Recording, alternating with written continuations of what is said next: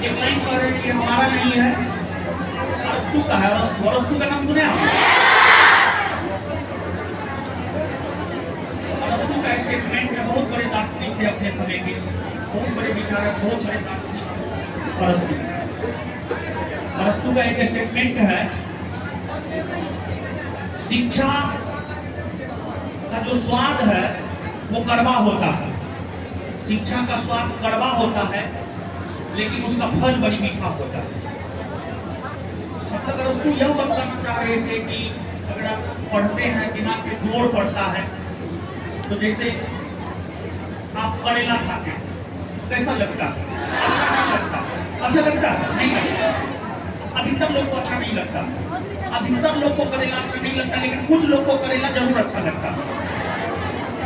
तो इसी वजह से जो है शिक्षा हर किसी को अच्छा नहीं लग सकता करेला की भांति, लेकिन जिसको अच्छा लग गया, जैसे करेला जिसको अच्छा लग गया उसको चीनी बीमारी नहीं होगा, वैसे ही शिक्षा जिसको अच्छा लग गया ना, हमको लगता है उसको जीवन में सफल होने से भी कोई नहीं हो सकता। फिर इसके बाद चाणक्य, अपने समय के सबसे बड़े राजनीतिक चाणक्य, जिन्होंने अर्थशास्त्र लिखा है। चाणक्य एक बात बोले हैं, किसी भी काम को करने से पहले अपने आप से 3 सवाल कीजिए। किसी भी काम को करने से पहले अपने आप से 3 सवाल कीजिए। पहला सवाल, क्यों कर रहे हैं? पहला सवाल, क्यों कर रहे हैं? दूसरा सवाल, उसका परिणाम क्या हो सकता है? और तीसरा सवाल, इस काम को करने में हम सफल हो सकते हैं या नहीं हो सकते? ये 3 सवाल अपने आप से कीजिए। एक बार पुनः सवाल हम दोहरा दें, काम क्यों कर रहे हैं, इसका परिणाम क्या हो सकता है, और इसमें सफल हो सकते हैं या नहीं हो सकते? अगर इन तीनों प्रश्नों का जवाब संतोषजनक आ जाता है, तब आप उस काम को जरूर कीजिए, और फिर उस काम में आपको निश्चित तौर पर सफलता मिलेगा। और एक बात हमेशा याद रखिएगा, हमने एक ऐसा जोड़ा भी देखा है जिसका तलाक हो गया है, और हमने एक ऐसा जोड़ा भी देखा है जिसका तलाक नहीं हुआ। तो जिसका तलाक हो गया है ना, उसमें हमने अध्ययन किया कि वो शादी के तुरंत बाद से तलाक की बात करना शुरू कर दिया, इस वजह से उसका तलाक हो गया।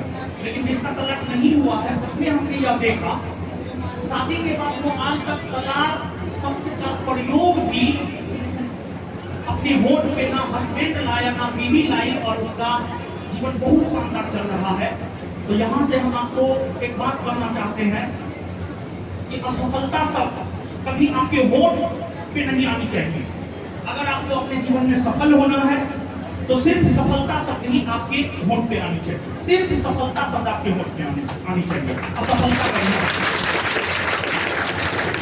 और एक और बात हम आपको कहना चाहेंगे, बिल गेट्स कुछ भी मेरा अपना नहीं, हम भी किताब पढ़ते हैं वहीं से बोल रहे हैं। बिल गेट्स ने बोला है कि अगर आपको अपने जीवन में सफलता चाहिए तो अपनी एकाग्रता पर आपको काम करना होगा। एकाग्रता बहुत बड़ा चीज है। एकाग्रता एक शब्द है, लेकिन एकाग्रता का मतलब क्या है? मतलब अगर आप पढ़ रहे हैं तो सिर्फ पढ़ ही रहे हैं। आज के डेट में क्या होता है, पढ़ भी रहे हैं, मोबाइल भी ऑन है, पढ़ रहे हैं, फोन भी रिसीव कर रहे हैं, पढ़ रहे हैं, इधर उधर भी कर रहे हैं, पढ़ रहे हैं, बात भी कर रहे हैं। जैसे क्लास में आप लोग पढ़ते भी हैं, बात भी करते हैं, इधर उधर भी करते हैं, कभी आगे देखते हैं, कभी पीछे देखते हैं, कभी बाएं देखते हैं, कभी दाएं देखते हैं, कभी ऊपर देखते हैं, कभी नीचे देखते हैं। तो बिल गेट्स का कहना है कि अगर आपको अपने जीवन में सफल होना है तो आपको अपनी एकाग्रता पर काम करना होगा। कोई भी काम कीजिए, एकाग्रचित्त होकर कीजिए। और एक एपीजे अब्दुल कलाम हमारे देश के महान वैज्ञानिक राष्ट्रपति रहे हैं, उनका भी कहना है अगर सफल होना है, सपना देखिए और सपना को अच्छे से देखिए। अगर सफल होना है तो सपना देखिए और सपना को अच्छे से देखिए। मतलब उनका ये कहना है कि आप जो भी करना चाहते हैं, जो भी करके आप कामयाब होना चाहते हैं, उसको अच्छे से समझिए। जैसे आप एसआई बनकर जो है आप एसआई बनना चाहते हैं, ये आपके जीवन का लक्ष्य है, तो आप एसआई को अच्छे से समझिए, उसके सिलेबस को समझिए, उसके क्वेश्चन पैटर्न को समझिए।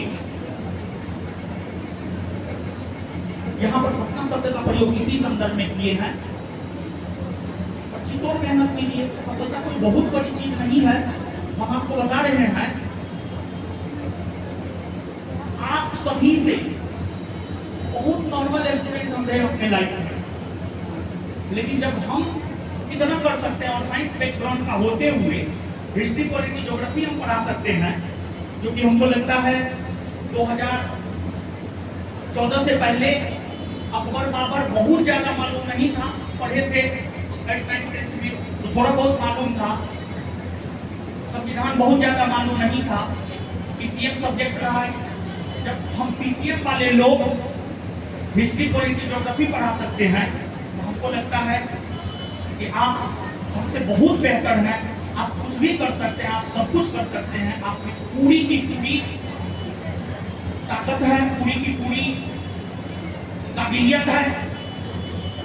बस आपको अपनी काबिलियत को समझना है और उस पे काम करना है। और कभी भी नदी के सामने खड़ा होकर एक किनारे से दूसरे किनारे आप नहीं जा सकते।